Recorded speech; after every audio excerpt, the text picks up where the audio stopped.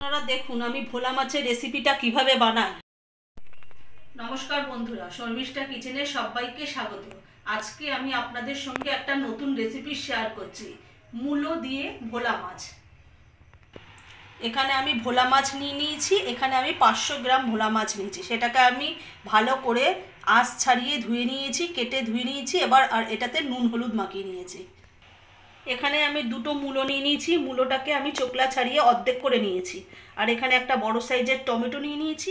টমেটোটাকে টুকরো করে নিয়েছি। আর এখানে 4টে কাঁচা লঙ্কা আর 1 ইঞ্চির মতো আদা। এগুলোকে আমি সমস্ত কিছু মিক্সড করে নেব আর মূলোটাকে গ্রেটারের সাহায্যে গ্রেট করে নেব।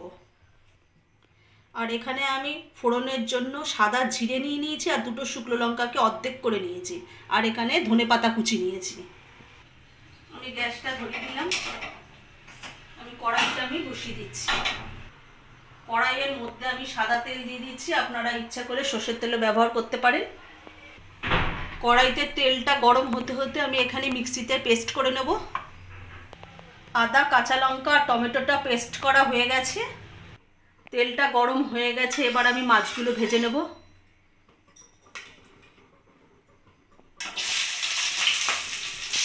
আমি দুটো দুটো করে মাছ ভেজে নেব। আমি মাছটা হতে হতে আমি এটা গ্রেটারের সাহায্যে মূলোগুলোকে গ্রেট করে নেব। আমি মূলোগুলোকে এখন গ্রেট করে নিচ্ছি।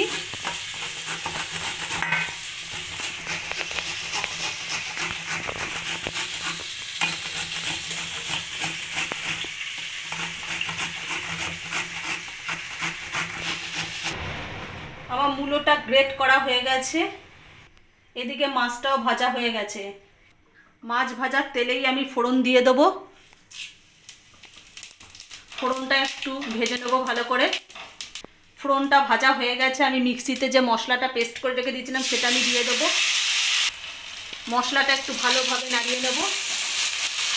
গ্যাসের ফ্লেমটাকে আস্তে দিয়ে আমি এর মধ্যে নুন দিয়ে দেবো পরিমাণ মতো। 1 চামচ হলুদ গুঁড়ো দিয়ে দেবো। 1/2 চামচ ধনে গুঁড়ো,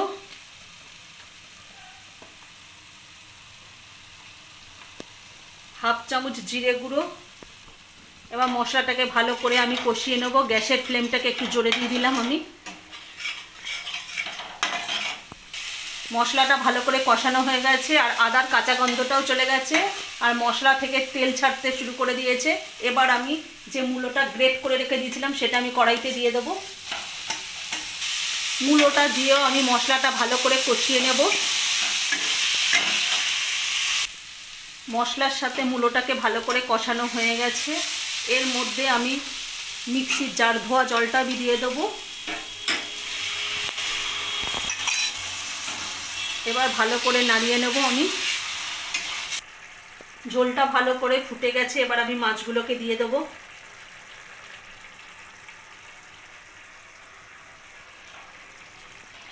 মাছগুলো ঝোলের মধ্যে দিয়ে দিয়েছি। এটাও ভালো করে ফুটে গেছে। এবার আমি ওপর থেকে ধনেপাতা কুচি দিয়ে দেবো।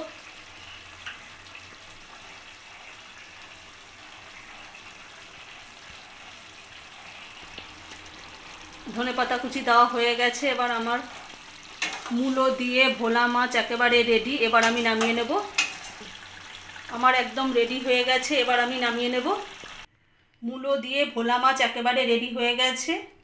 আজকে যদি আমাদের এই মূলো মাছের আজকে যদি আমাদের এই ভোলা মাছের রেসিপিটা যদি ভালো লেগে থাকে তাহলে লাইক, কমেন্ট, শেয়ার এবং সাবস্ক্রাইব করতে ভুলবেন না।